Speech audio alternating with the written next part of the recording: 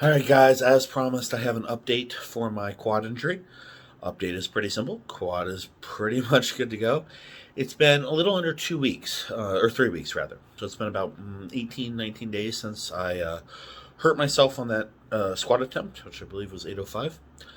Uh, I was a little worried at first and, during the rehab process, but everything has gone very, very smoothly. I was definitely lucky to get away with just a very minor strain. At the same time, I do think that says a lot about, how I've improved over the past few years in terms of balance and all that stuff. But I want to talk a little bit about the recovery methods I used to, get into a point where I now do plan to compete in the Pioneer meet. I do not intend to try to break the American record total at the 242 class. I think that would be very silly. But I will try to chip my PRs. So I'll try for a 711 squat and sleeves, a 500 plus bench, and then hopefully, a deadlift somewhere in the 820s. And if I hit all those numbers, I should finish somewhere around a 2050 total, so a little bit above my best ever at 198, obviously in reps. But that would still give me a top five total for the 275s, which is not at all what I was shooting for, but under the circumstances, more or less with one leg, I'd be very, very happy with that outcome. Obviously, that's still all up in the air. Still got to work on my deadlift grip, but I am very, very happy with where I'm at right now. So, I already talked about the BPC 157, which obviously played a major role in the speed of my recovery. I also want to talk about some of the other things that I did to rehab the injury. So, when I hurt myself, it was pretty localized to the VMO, which is the teardrop part of your quad. I was able to do, movements that didn't involve a whole lot of range of motion, but anytime I fully closed or fully extended the knee joint, there was a decent amount of deep soreness and feeling of tightness, discomfort. I wouldn't call it no very sharp pains, no loss of range of motion. There was just some pain involved in it. So I was pretty certain, and no deformity, no bruising, nothing like that. I was pretty confident that there was nothing structurally wrong. It was just a minor strain, probably somewhere between a grade 1, grade 2, something like that. So I was able to do hamstring work with no issues. So I started the rehab process by training my hamstrings pretty hard. I was doing seated leg curls, a moderate stiff-legged deadlifts, being very careful not to put myself in any type of position where I might be tempted to involve some quad in that movement. I was training my calves, basically trying to train everything. Oh, adductors, abductors, glutes, everything around, kind of contributing to the knee joint, other than the quad itself.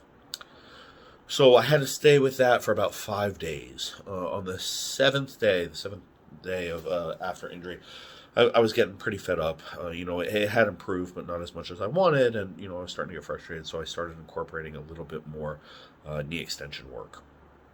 So the first stuff I did was just some light leg extensions. Could tolerate those with, a little bit of pain, not too bad. I was able to do split squats, though, with no pain at all, as long as I was very focused on my foot position and making sure that I wasn't getting an excessive amount of forward knee displacement. So that was very encouraging.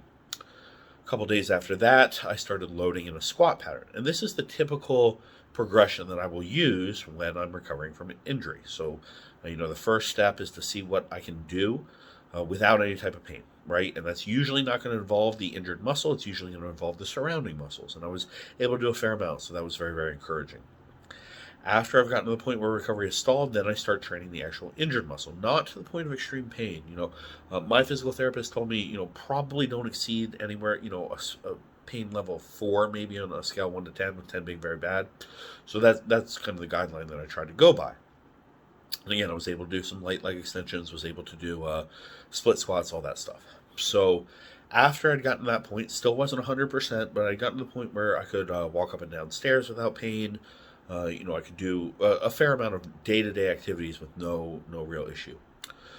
So then I started working into squats, and I was using compression around the origin of the VMO in order to make sure that I wasn't straining that muscle more. So I started out with some bamboo bar squats to really focus on making sure, again, that rooting pattern with my feet, I was adhering to that, and I really like the I don't usually use that bar, but I think when you are experiencing instability issues, whether it's from an injury or from something else, it can be very valuable. Didn't have pain in that, so I worked up into some Duffalo bar squats. I was able to go to 315 with a light wrap around the middle of the quad with zero pain. So again, very, very encouraging. Now I did have to change my movement pattern a little bit. Again, really trying to focus on not having any amount of forward knee displacement, and instead really focusing on pushing the hips back, keeping the shins vertical, but still staying stacked, still keeping a neutral spine position. And again, worked very, very well. So this is exactly 2 weeks post-injury. Still have some pain when I'm doing those forward knee displacement movements, right, where my knees are over my toes, trying to extend the knee and the hip at the same time. I'm still having pain with that movement pattern. Again, getting pretty frustrated. I probably rushed this a little bit more than I should have, but not to the point where I was risking further injury. So, again, wrapping the origin of the VMO to make sure that I wasn't, exceeding the tolerance of that muscle. And I was able to train hack squats and leg press pretty hard to the point where I felt like, it was a solid quad workout. Not anywhere near the extent that I would have had normally, but still felt like I got good work done.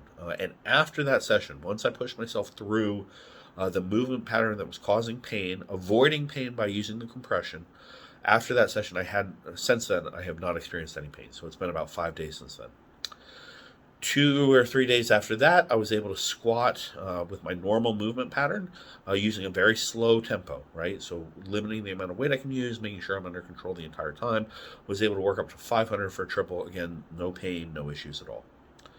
That's where I'm currently at. I feel really good about the rehab process. I don't think I'm at any further risk of injury. I was pretty freaking sore after that squat workout, but not anything that I felt would be, dangerous by any means. Just normal soreness for having taken a couple weeks off heavy loading. I was able to train, pretty hard, well, at least pretty heavy, stiff-legged deadlifts. Again, no pain. And so Wednesday, which will be exactly 3 weeks post-injury, I'm going to try and work up somewhere in the vicinity of 5.7. So 505 is about 70% roughly. 1 rep max sleeve squat. Probably try to work up to somewhere 570, 630 in that range. Just probably for another tempo single to triple, something in that range. Very conservative. Nothing's going to be pushing it too hard, but enough that I can call myself 100%. Assuming that goes well, I'll have about 2 weeks until the meet. I'm not going to push it at all. There won't be any heavy loading of squats until actual meet day. And again, then I'll be very, very conservative. I'm not going to do anything that might risk injury. But I do feel like as an athlete and as a person, it would be beneficial to me to compete at this meet because I'm very passionate about powerlifting, as you guys know, and injuries are part of the sport. So, learning to deal with them, even if the outcome doesn't turn out to be what you expected or hoped, I think that's very important.